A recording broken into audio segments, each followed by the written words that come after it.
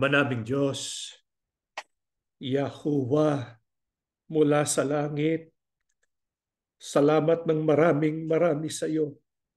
Kami po'y nandito para po purihin at itanyag ang iyong pangalang Yahuwah. Alam namin ang kahulugan ng pangalan mo. Tumutukoy sa iyong katangian. Puspos ka ng pag-ibig na hindi nagmamaliw. Tapat ka sa lahat ng iyong pangako. Kaya habang kami po'y nabubuhay sa daigdig na ito, damang-dama namin, inaalalayan mo kami. Opo, kung minsan nagkakasakit at dumadaan sa mga iba't ibang problema, subalit kapag kami tumawag sa iyo, binigkas namin ang iyong pangalang Yahuwah. Agad naming nadadama ang iyong pagsasama. Meron kang pangako, Ama, na kapag ka ikaw hahanapin namin ng buong puso na may pananampalataya, magpapakaranas ka. Ama, di po ba maaari sa pagsambang ito, mahanap ka ng aming mga kaluluwa para lalong tumibay kaming lahat, makapanalig kami hanggang sa katapusan. Kami nagkukulang at nagkakasala sa iyo. Maawa kang pakipatawad ganap ang aming puso't kaluluwa. Gawin po kaming dapat sa iyong harapan para matanggap namin ang iyong banal na Espiritu. Panginoong Yahushua, kami po'y sumasamba sa iyo. Tinatanyag din namin ang iyong pangalan.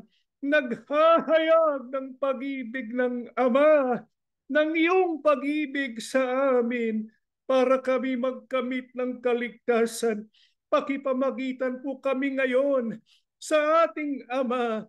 Dagdagan kami ng pananalig, makapagtiis hanggang wakas. Pakibasbasan ng kabuhayan ng iyong mga anak, lalo na sa panahon ng kahirapan. Ikaw nang bahala sa bawat sambahayan, sa bawat individual. Punuin mo po ang aming pangangailangan ng iyong kapangyarihan sapagkat walang imposible sa iyo. Pakibasbasa ng handog ng iyong mga anak, magamit po sa kinauukulan. Kami po'y sumasampalataya na kapag pinag-aaralan namin ang iyong mga salita, magsasalita ka po sa aming puso, magbibigay ka ng lakas sa aming pag-asa, makapagpatuloy kami hanggang sa wakas. Sumasampalataya kami, Ama. Dininig mo ng aming panalangin sa pangalan po ng aming tagapagligtas na si Kristo Yahushua. Amen.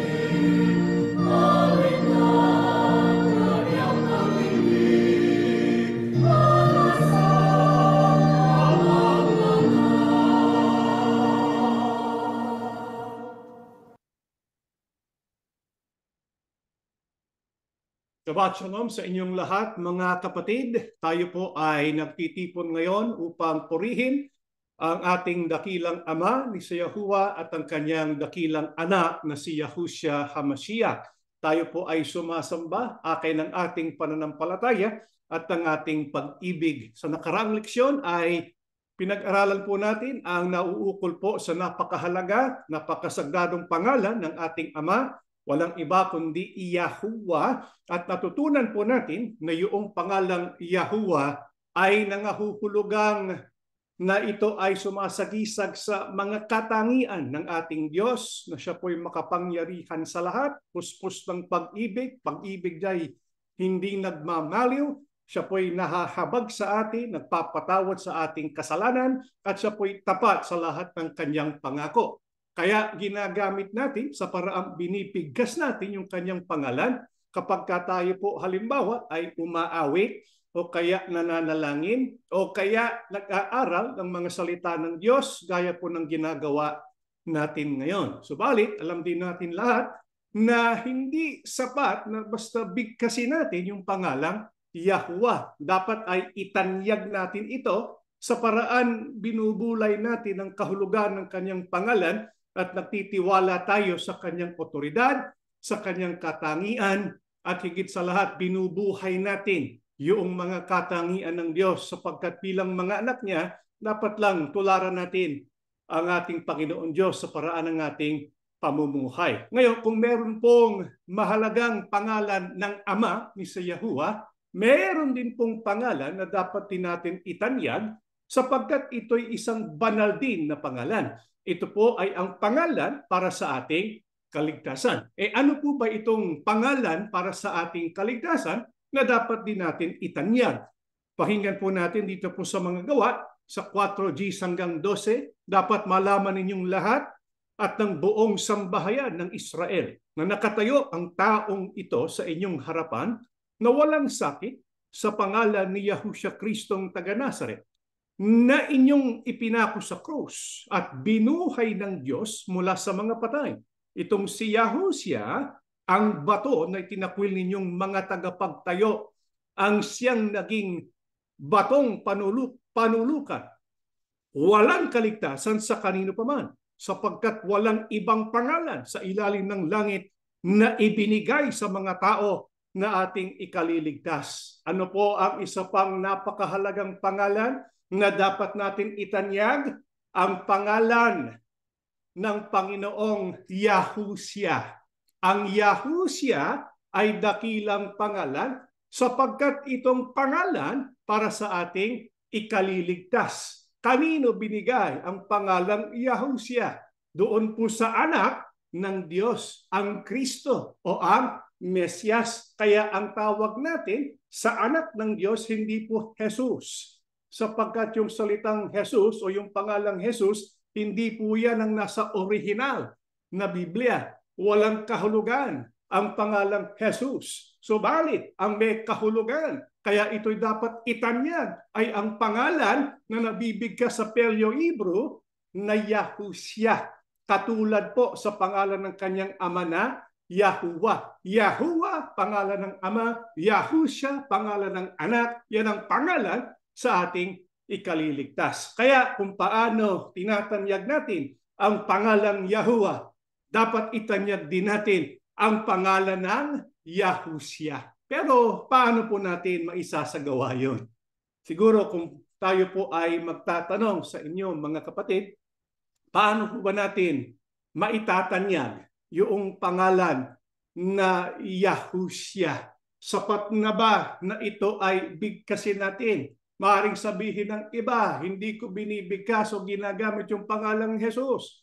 Bilang pagtatanyag ko sa pangalan ng tagapagligtas, ginagamit ko kanyang tunay na pangalan, Yahushua. Mabuti po yun.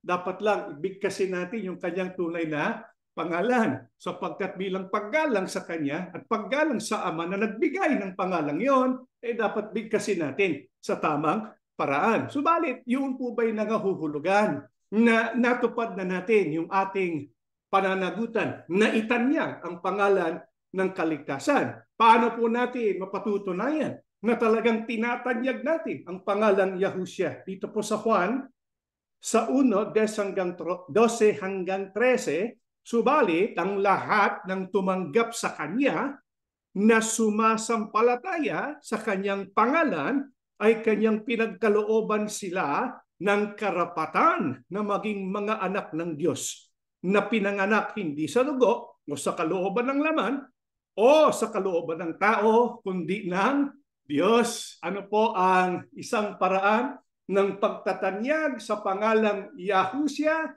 Ang sabi po ni Apostol Juan, nung itinuro niya ang tungkol po sa Logos o panukala ng Diyos para sa kaligtasan ng tao, ang sabi niya, mahalaga na tayo'y sumampalataya sa pangalan ng anak ng Diyos, sa pangalang Yahushua. Sa makatwid, hindi sapat na basta bigkasin natin.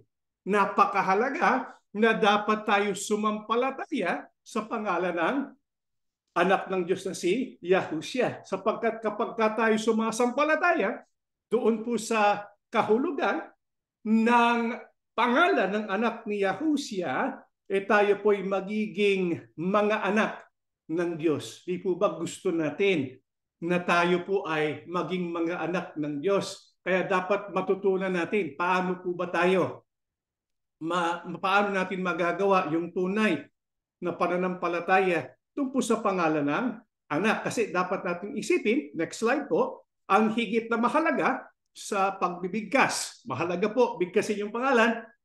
Kasi kapag tayo po ay nananalangin at panahon ng mga apostol, kapag sila nagpapalayas ng demonyo, binibigkas talaga yung pangalan ni Yahushua. Kapag nagbabautismo, binibigkas yung pangalan ni Yahushua. Mahalaga pong bigkasin natin yon. Subalit, kung bibigkasin natin, yun pong pangalang Yahushua, pero walang damdamin. O kaya wala sa pag-iisip. Bali wala rin yung ating pagbigkas. Kasi yung pagbigkas, dapat nandoon. Yun pong pananampalataya natin sa pangalan ni Yahushua. Kaya paano po mahahalaga? Paano po mahahayag yung pananampalataya natin dun sa pangalan ni Yahushua? Yung salitang pananampalataya na binasa po natin kanina sa wikang Griego, ayon po sa Blue Letter Bible, ang ibig sabihin, ang ginamit na Greek word ay ang Greek word 4100 na ang ibig sabihin ay pistuo. Kaya niyo pong sabihin yun, mga kapatid. Hindi pistachio, pistuo. Yung salitang pistuo, yun po ay nanguhulugang to believe in English. Subalit, doon po sa kahulugan ng Griego, mas malalim pa. Hindi lang paniniwala, hindi lang belief, hindi lang pananampalataya. Ang ibig sabihin nun, to place confidence in, to commit, to trust, to put trust with. Ibig sabihin, kapag sinabi ng tao, ako po'y naniniwala dun sa pangalan ni Yahushua, ibig sabihin, sila ay nagtitiwala. Ibinibigay nila ang kanilang buhay doon po sa pangalan ni Yahushua. Teka muna, anong ibig sabihin nun? Na ang isang tao ay nagtitiwala doon sa pangalan ni Yahushua. Yung pangalan ay binubuo lang naman ng mga letra Di ba? Yung pangalang Yahushua binubuo ng ilang letra? 5 letra po ba? Anong ibig sabihin nun na tayo sumasampalataya doon sa letra ng mga pangalan ni Yahushua? Hindi po. Tayo sumasampalataya doon sa kahulugan ng pangalan ni Yahushua. Sapagkat ang pangalan na binabanggit sa talatang pinasa natin kanina, sa wikang Griego ay ang salitang onoma. Yung salitang onoma, pagka ginamit sa isang tao o kaya kay Kristo, ay yun po'y nangahuhulugang otoridad o kaya karakter, katangian. Katulad po ng pangalan ng Diyos. Kapag binanggit natin, Yahuwah, meron po yung mga katangian na dapat natin binubulay-bulay. Di po ba? Ano-ano po? Yung mga katangian ng pangalang Yahuwah. Pag-ibig na walang maliw, katapatan, kapatawaran sa kasalanan, kagandahang loob, tsaka mercy and forgiveness and compassion, di ba? Maraming kahulugan ang pangalang Yahuwah. Ngayon, yung pangalan ni Yahushua, yun ay sumasagisag sa kanyang otoridad at sa kanyang karakter. Sa makatwid, kapag ang isang tao, gaya po sa binasa natin kanina, sa Juan 1:12 hanggang 13, kung napansin po ninyo, kapag tayo po ay sumampalataya sa pangalan na ang ibig sabihin nito tayo magkakaroon ng karapatan na maging mga anak ng Diyos. Ang ibig sabihin, dapat pala magtiwala tayo doon sa pangalan o sa otoridad at katangian ng ating Panginoong Yahushua bilang tagapagligtas. Kaya dapat nating pagtiwala, mga kapatid, yung ating sarili kay Yahushua na sumasampalataya tayo sa kanyang mga katangian, kanyang mga otoridad bilang tagapagligtas. Kasi kung bibigkasin natin yung pangalang Yahushua, hindi po tayo talaga sumasampalataya sa kanya.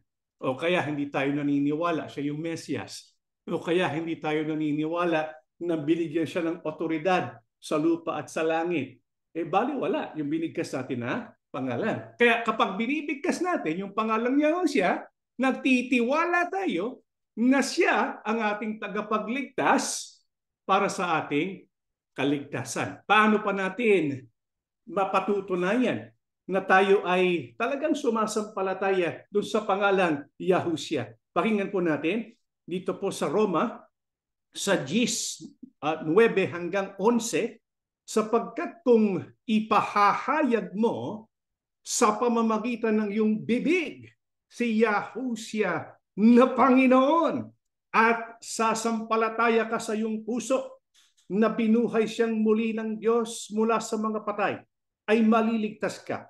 Sapagkat sa puso ang tao'y nananampalataya, kaya't itinuturing na ganap, at sa pamamagitan ng bibig ay nagpapahayag kaya't naliligtas. Sapagkat sinasabi ng kasulatan, ang bawat sumasampalataya sa Kanya ay hindi malalagay sa kahihiyan.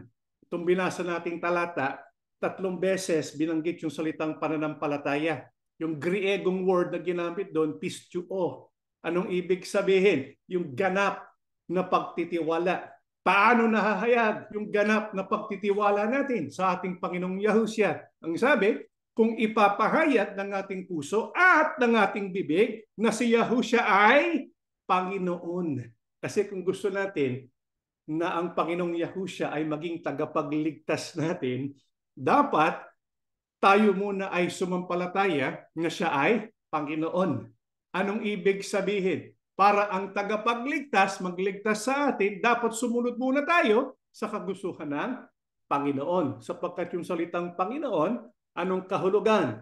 Siya na dapat nating sundin. Kaya hindi po pwede, tinatawag nating si Kristo na Yahushua na tagapagligtas natin, pero hindi natin tinatanggap yung pagiging Panginoon niya sa atin. Kaya magkasama po yun. Yung Yahushua na pangalan, para tayo ay ganap na sumampalataya sa pangalan yon, na nahuhulugang dapat tayo ay kumapit kay Yahushua bilang tagasunod niya. Kaya dapat ay suriin natin ang ating sarili. Kasi kapag sumusunod tayo sa ating Panginoon Yahushua, yun po'y isang paraan ng pagtatanyag sa pangalan ni Yahushua. Paano pa natin maitatanyag ang pangalan Yahushua? Pakinggan po natin ang Colosas 3:17, at anumang inyong ginagawa sa salita o sa gawa, gawin ninyong lahat sa pangalan ng Panginoong Yahushua, na nagpapasalamat kayo sa Diyos Ama sa pamamagitan niya. Paano pa natin maitatanyag ang pangalan Yahushua?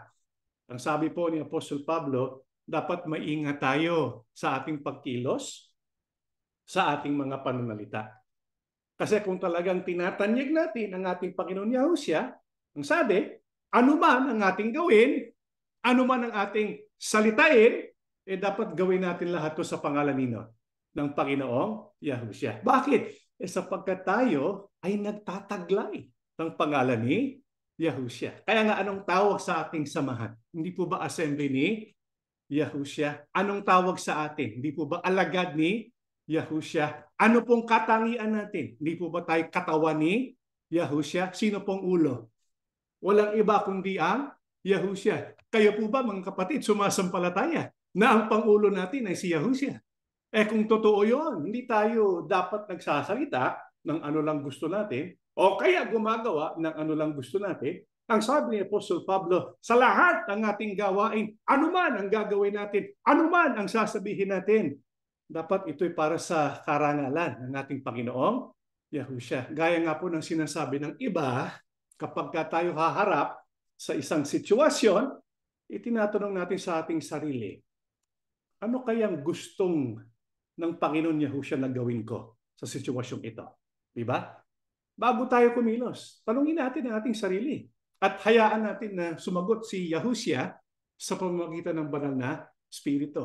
Diba? Sa pagkakataong ito, ano kaya ang gustong gawin ng aking Panginoong Yahushua? Halimbawa, yung ating asawa na late sa pag-pick up sa atin. Ano kaya ang gustong gawin ng Panginoong Yahushua? Ano kaya ang gustong sabihin ng Panginoong Yahushua? Di ba?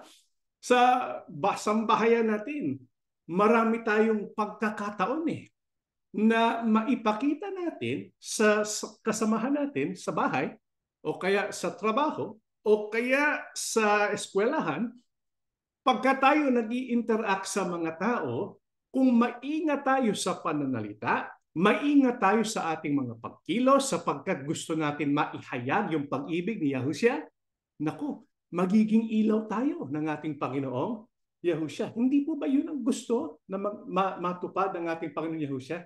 Kasi kilala nila tayo mga alagad ni Yahushua. Kaya sana maibigay natin yung tama na pagre-representa sa ating Panginoong Yahushua. Paano pa natin makikilala? Paano pa mahahayag ang mga tunay na nagtatanyag sa pangalan ni Yahushua? Ito po sa Juan 16:23 hanggang 24, sa araw na yon ay hindi kayo magtatanong sa akin ng anuman. Katotohanan ng sinasabi ko sa inyo, kung kayo'y hihingi ng anuman sa Ama sa aking pangalan, ay ibibigay niya ito sa inyo. Hanggang ngayon, wala pa kayong hinihinging anuman sa pangalan ko. Kayo'y humingi at kayo'y tatanggap upang malubos ang iyong kagalakan. Paano pa natin makikilala ang isang lingkod ng ating Panginoon Yahushua na totoong nagtatanyag ng kanyang pangalan? Sabi po ng ating tagapagligtas, humihingi sila sa Ama sa pangalan ng Panginoong Yahushua at ibinibigay yung kanilang hinihingi. Mga kapatid, tayo po ba ay nananalangin sa pangalan ni Yahushua? Maaaring sabihin po ng iba, opo. Kasi bago ko po wakasin ang panalangin, binibigkas ko, hinihingi ko ang lahat sa pangalan ni Yahushua. Mga kapatid, sapat na ba na sabihin natin yon? Sapat na ba na basta natin bigkasin yung pangalan ni Yahushua? Hindi po. Kasi kung bibigkasin natin, pero hindi tayo sumasampalataya, bali wala po yun. Binibigkas nga natin, pero yung hinihingi natin sa Diyos, alam natin, labag sa kalooban ng Panginoong Yahushua, hindi po yun sa pangalan ni Yahushua. Huwag natin kakalimutan, mga kapatid, kapag tayo po humihingi, o kaya kapag tayo po ay nananalangin sa pangalan ni Yahushua, ang ibig sabihin po noon, humihingi tayo at ang hinihingi natin ay yung mga bagay na iniisip natin, nakaugnay. O kaya, kalooban ng ating Panginoong Yahushua. Kung hihingi tayo, pero alam natin hindi po yun ang kalooban ng Panginoon Yahushua, di hindi tayo humihingi sa pangalan ni Yahushua. Hihingi natin masama.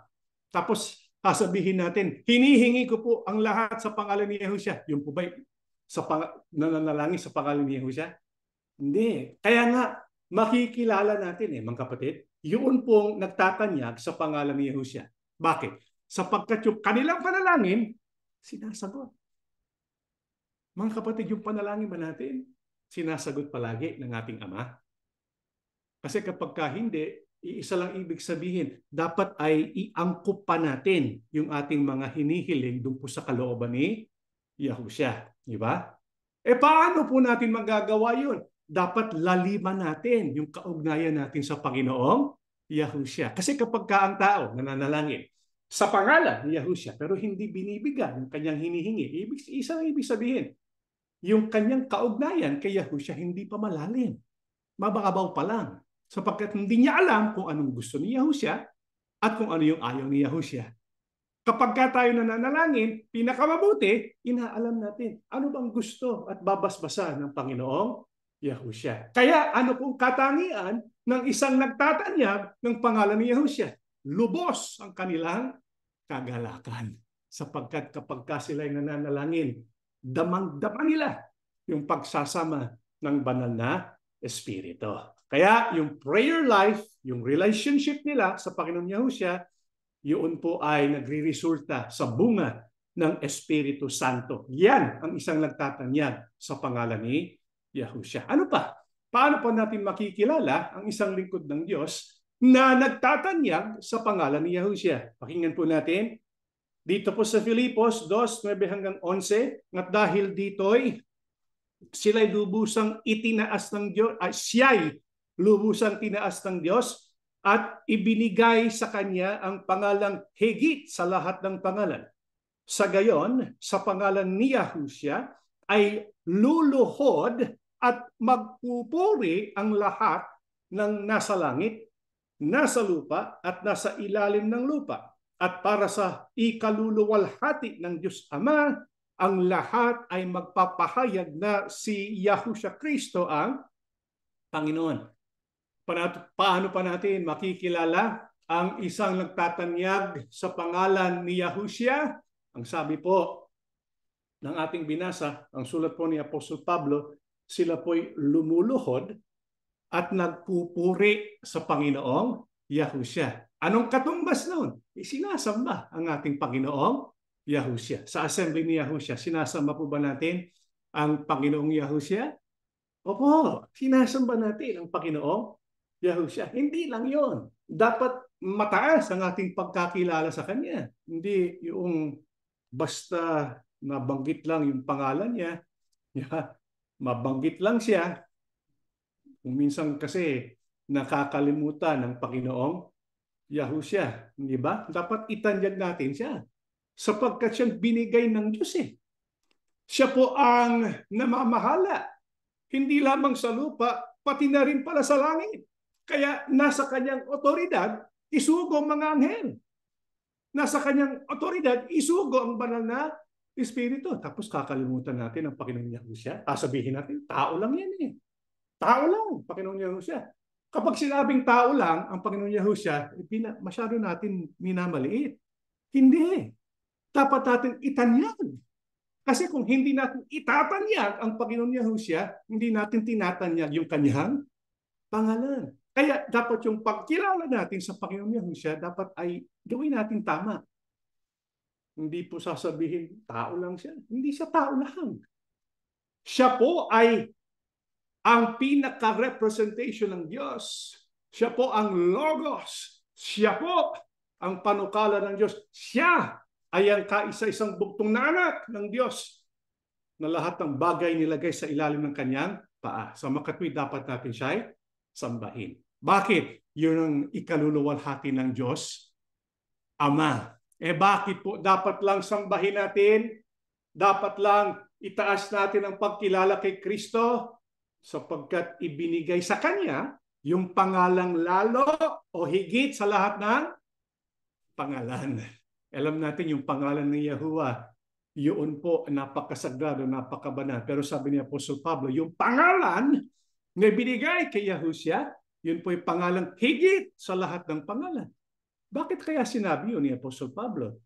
Ano po ba ang dahilan kung bakit yung pangalang Yahushua higit sa anumang pangalan? Anong relasyon ng pangalan ni Yahuwah at pangalan ni Yahushua? Pakinggan po natin dito po sa Juan 17:11-12. At ngayon, ako'y papunta sa iyo. Sino po nagsasalita dito? Panginoong Yahushua. Sino pong kanyang kausap? Kanyang Ama, ang Diyos. Di ba? At ngayon, ako'y papunta sa iyo. Iiwanan ko na ang sanlibutan ito. Ngunit sila, tayo, mga alagad niya, ay nasa sanlibutan pa. Amang banal, ingatan mo po sila sa pamamagitan ng kapangyarihan ng iyong pangalan. Ang pangalang ibinigay mo sa akin upang kung paanong ikaw at ako'y iisa, gayon din naman sila'y maging isa. Habang kasama nila ako, iingatan ko sila sa pamamagitan ng kapangyarihan ng iyong pangalan. Ang pangalang ibinigay mo sa akin, pinangalagaan ko sila at walang napahamak sa kanila maliban sa taong humanap ng kanyang kapahamakan upang matupad ang kasulatan. Ano pong kaugnayan ng pangalang Yahuwah at ng pangalang Yahusya? Ang sabi ng Panginoong Yahusya na yung kapangyarihan ng pangalan ng Ama ay nasa kanya. Ang sabi niya, yung pangalan mo, pangalang ibinigay mo sa akin. Sa makatwid, ang pangalan ng Diyos nasa pangalan ng Panginoong Yahusya. Kaya nga, nakikita natin, Yahuwah, pangalan ng Ama, Yahusya, pangalan ng Anak. Ano bang kahulugan ng pangalang Yahuwah? Alam natin yung kahulugan, mga katangian ng Ama. Yung ba mga katangian ng ating Ama, halimbawa, pag-ibig, katapatan, kabaitan, nagpapatawad, forgiving, mercy, compassion. Mga kapatid, yung bubay taglay ng ating Panginoong Yahusya, sapagkat nagkakaisa sila. Kaya ang sabi ng Panginoong Yahusya, ako'y nasa iyo, di ba? At ikaw ay nasa akin. Sa makatwid, yung pangalan, yung mga katangian, pareho nilang taglay. Kaya yung kapangyarihan ng Ama, ibinigay sa anak. Yung katangian ng Ama, katangian din ng anak. Nag-iisa ang Ama at ang anak. Kaya nga, ang pangalang Yahuwah ay nasa pangalang Yahusya. Yahuwah, pangalan ng Ama. Yahusya, ang pangalan ng anak. Pero bakit sinabi ni Apostol Pablo yung pangalang Yahusya, ang pangalang higit sa lahat ng pangalan? Pakinggan po natin dito po sa Mateo 1:21. Ito po ang ating mababasa. Siya ay manganganak ng isang lalaki at ang pangalang itatawag mo sa kanya ay Yahusya, sapagkat ililigtas niya ang kanyang bayan sa kanilang mga kasalanan. Ito po siguro alam natin ang kwentong ito. Diba? Hindi pa pinanganganak ang Kristo, dumalaw ang isang anghel at nagbilin, nagutos kung anong ipapangalan sa bata. Ano pong ipapangalan kay Kristo? Pangalang Yahusya. Bakit? Sapagkat, ibig sabihin, yung salitang Yahusya, meron pong kahulugan. Kaya nga binanggit yung sapagkat Ang ipapangalan Yahusya, sapagkat ililigtas niya ang kanyang bayan sa kanilang mga kasalanan. Kaya nga Yahusyang itatawag. Alam niyo po ba kung anong kahulugan ng salitang Yahusya? Yung salitang Yahusya ay compound name. Ibig sabihin name na binubuo ng dalawang kahulugan. Sa susunod na slide, makikita po ninyo, Yahusya, binubuo ng dalawang pangalan, Yahuwah at Yahshua. Yung salitang Yahuwah, alam natin kung ano ibig sabihin nun. Si Yahuwah po yun. Di ba? Yung salitang Yahshua, ibig sabihin to save. Sa makatwid, pagsama mo, Yahusya, Yahuwah, Yahshua, Yahusya, ang ibig sabihin, Yahuwah saves. Kaya nga, yung pangalang higit sa lahat ng pangalan ay Yahusya. Bakit? Sapagkat hindi lang nandun ang pangalang Yahuwah, nandun din yung kahayagan ng katangian ni Yahuwah para ang tao maligtas. Kaya dito natin makikita yung napakahalagang mensahe. Kaya nga tinawag yung kanyang pangalan higit sa lahat ng pangalan sapagkat yung pangalang Yahusya merong nahahayag Yung nahahayag sa pangalang Yahusya ay napakahalaga. Ano po kaya ang nahahayag doon sa pangalang Yahusya? Alam natin, ibig sabihin ng Yahusya, Yahuwah saves. Paano po maliligtas ang tao sa kanyang kasalanan?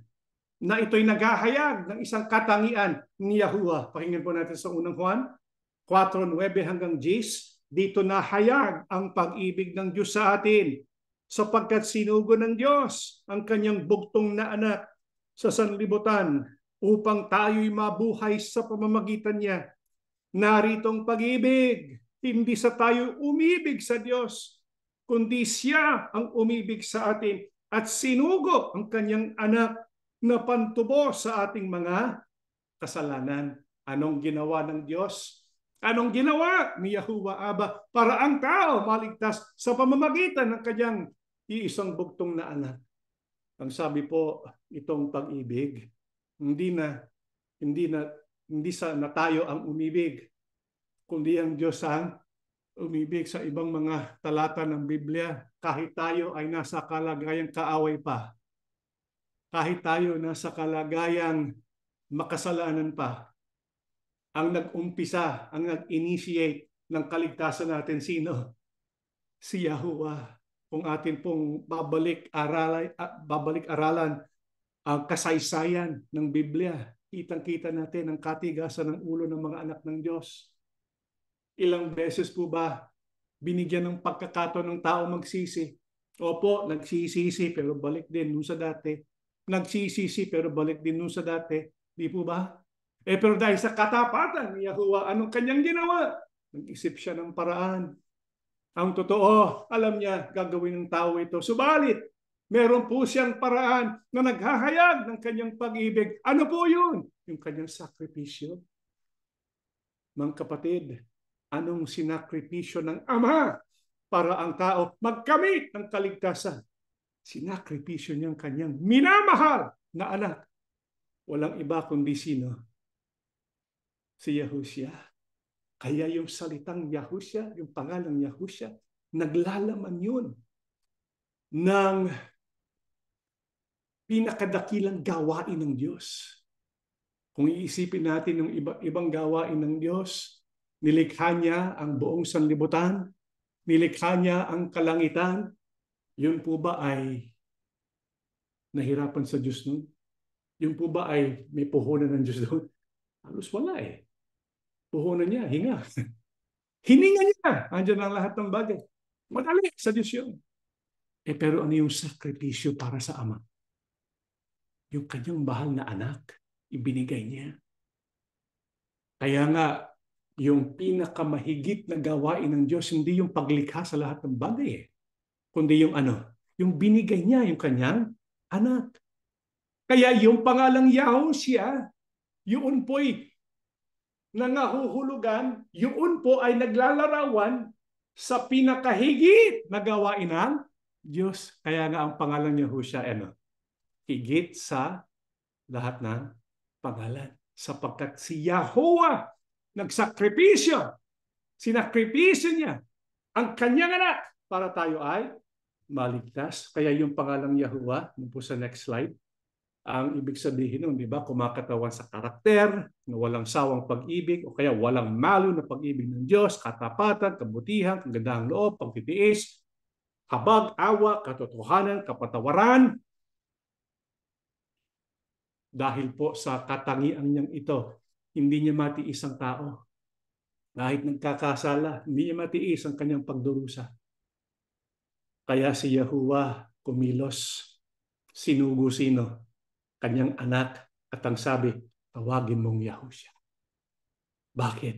Yung salitang Yahushua kumakatawan sa karakter na pag-ibig na may sakripisyo. Ang sakripisyo ni Yahuwah ng isakripisyo niyang kanyang anak. Si Yahushua naman, dahil nga po si Yahuwah ay naki Yahushua, si Yahushua ay naki Yahuwah, si Yahushua. Yun din pong taglay niya, yung karakter na yon na sacrificial love. Inhalay niya ang kanyang buhay. Kahit nagtiis siya ng katakot-takot na kahirapan, ginawa niya lahat yun para sa atin. Yung salitang Yahushua, tumutukoy po yan sa sacrificial love. Yaan po ang kahulugan ng pangalang Yahushua. Kaya para maitanyag natin yung pangalang Yahushua, maitanyag natin yung pangalang Yahuwah, anong dapat nating gawin? Pakinggan po natin ang huling talata na ating babasahin dito po sa unang Juan 4:11 hanggang 12. Ito po ang ating mababasa. mga minamahal, dahil ganoon kadakila ang pag-ibig ng Diyos sa atin, dapat din tayong magmahalan.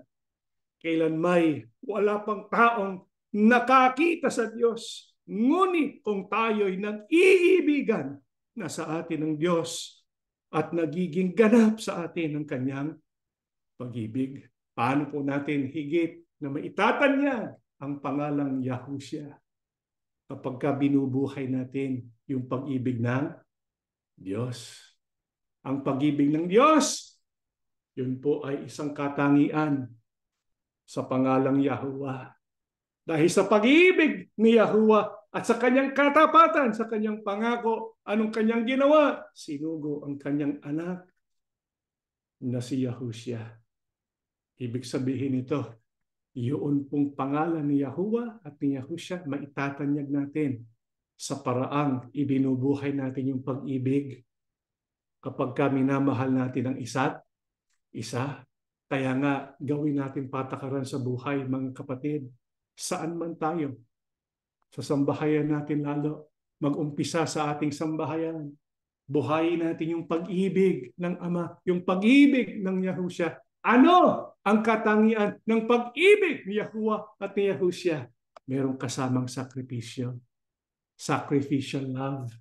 Hindi po convenient love. Ang mga tao ngayon kasi sinisigaw nila, sinasabi nila, pinabandila nila yung pag-ibig. Pero yung tinutukoy nilang pag-ibig, pag-ibig lang talaga sa sarili. Kung ano lang ang convenient. Yung tunay na pag-ibig na pinakita ng Ama at ng Anak ay ang pag-ibig na may sakripisyo. Ito nawa ang mahayag sa atin.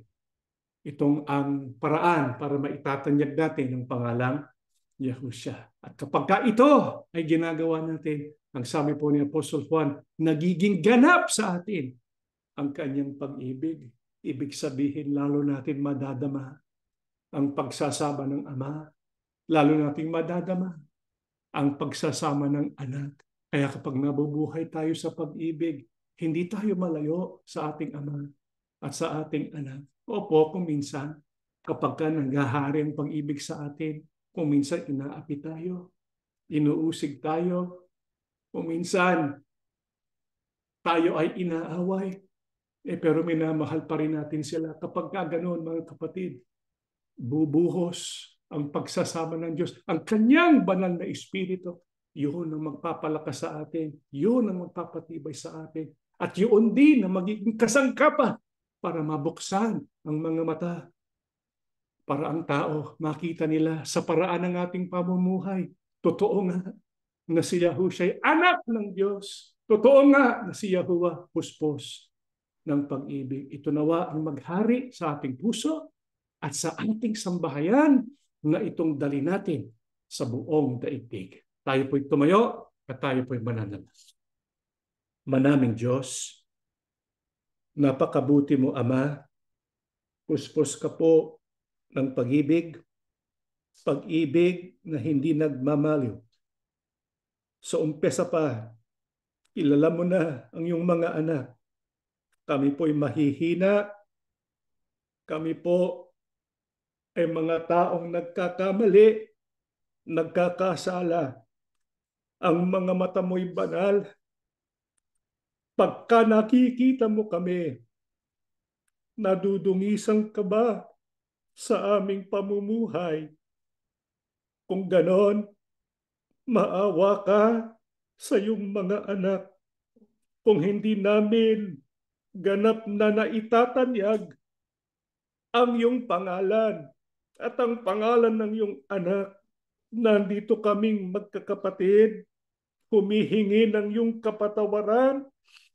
Linisin po ng aming puso. Gawin po kaming dapat. Ama, alam namin, opo, banal ka. Subalit maawain, puspos ng pag-ibig. Kaya sa tuwing binabanggit namin ng iyong pangalang Yahuwah, lumalakas ang aming loob sapagkat alam namin ang aming kaugnayan sa iyo hindi nakabatay sa amin lamang, hindi nakabatay sa aming mga katangian, kundi nakabatay sa iyong pangalang Yahuwah. Yahushua, dakilang tagapamagitan, tagapagligtas namin, nandito kaming mga hinirang mo. Sumasampalataya kami sa iyong pangalan. Sa pangalan mo kami po'y nagmamakaawa sa Ama na pahiramin kami ng lakas, lalo na sa mga nanghihina. Yahushua, tagapagligtas namin, halika sa piling ng iyong mga hinirang, sa mga merong karamdaman, sa mga nabibigatan, sa iba't ibang problema ng buhay. Kapag ka halos sumusuko na kami, kapag ka narinig mong binibigkas namin ng iyong pangalan, ikaw nawang magpakaranas sa amin. Yahushua! Yahushua HaMashiach! Halika po sa piling ng iyong mga hinirang at muli kang maghimala sapagkat sumasampalataya kami sa iyong kapangyarihan. Batid mo ang aming mga suliranin, ang mga panalangin namin. Batid mo ang mga iniisip namin patungkol sa aming pamilya.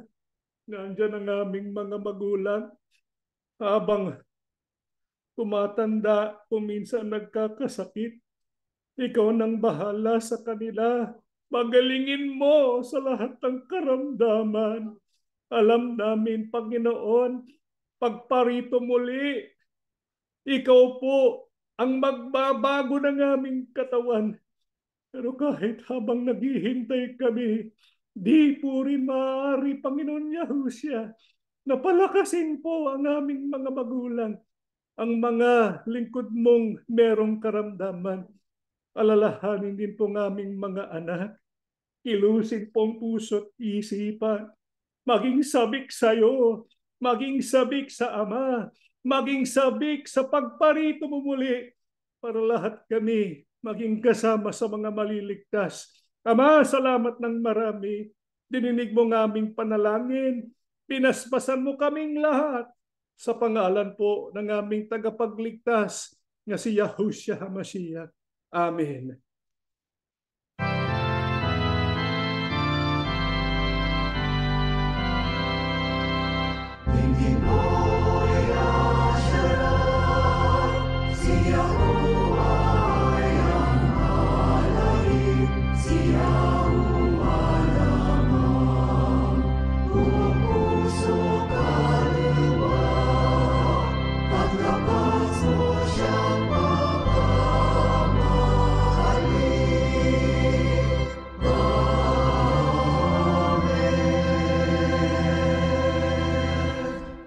Ang walang maliw na pag-ibig at masaganang awa ni Yahuwah Abba lumukob sa atin. Ang alaala at kapayapaan ni Yahushua HaMashiach magpalakas sa atin. At ang laging pagsama ng Ruach Kodash sumaating lahat ngayon at magpakailanman. Amen. Brothers and sisters, just a few reminders before we go. First of all, ay yung atin pong mga Bible studies. Nagsimula na po ito sa linggong ito pero nagkaroon po ng konting pagbabago sa ating schedule ng ating mga Bible studies. Yung ating BQA, the Logos, at BHP, yayamang nananatili sa kanilang araw, Tuesday, Wednesday, Thursday, pero nag-shift yung schedule po mula 8 p.m. naging 7 p.m. Pacific Standard Time. Yung children's ministry po natin, magsisimula po mamaya in about 30 minutes. Kaya ito po para sa mga Far East audience natin. Pero bukas, meron din po tayo para sa ating pong Western audience. Tapos bukas po, araw po ng Sabado, 5 p.m. Pacific Standard Time, may pulong po ang lahat ng mga kapatid na nandun po sa Pilipinas. Kaya dahil po sa Pilipinas, yung 5 o'clock p.m. na Sabado magiging Sunday, 9 a.m. Manila time. Yung Zoom ID 827-4948-103. Siguro dapat lagay natin sa Facebook to para makita nila. Tapos sa January 20, meron po tayong isasagawang Tagalog na BQA. Ang atin pong tatalakayin ay ang tanong, totoo ba na kailangang umanib sa Iglesia ni Cristo para maligtas. Kaya ito po ay January 20, 2024, 10 p.m. Pacific Standard Time. Sana po ay lahat ng mga nasa Pilipinas at pati na rin nandito ay masubaybayan po natin ang programang ito. At lastly, meron po tayong isasagawang in-person worship service sa Bible-based well-being seminar doon po sa Edgewood, Washington. February 24 po, 2024, araw ng Sabado. February 17 pala. February 17, 2024, araw po ng Sabado. 10 a.m. yung pagsamba, tapos meron po tayong lunch, tapos 1 p.m. gagawin po natin yung ating seminar, tapos pagkatapos noon, dinner. Depende po. Kaya 10, 8, dalawa po yan. Pagsamba, break, tapos meron po tayong well-being seminar. Ito po ay in-person, yung both activities in-person sa Washington. Ito po yung Washington State, hindi po sa Washington, D.C. Sa West Coast po ito. Kaya yung mga taga Vancouver, pwede po kayong dumalo. Yung mga taga Portland, pwede po kayong dumalo. Mga taga California, pwede rin po dumalo. Ito po sa Edgewood, Washington, February 17, 2024, 10 a.m. Pacific Standard Time, tsaka 1 p.m. Pacific Standard Time. Yan lang po. Natatapos po ang ating pagsamba. May Yahuwah Abba and Yahushua HaMashiach bless all of us.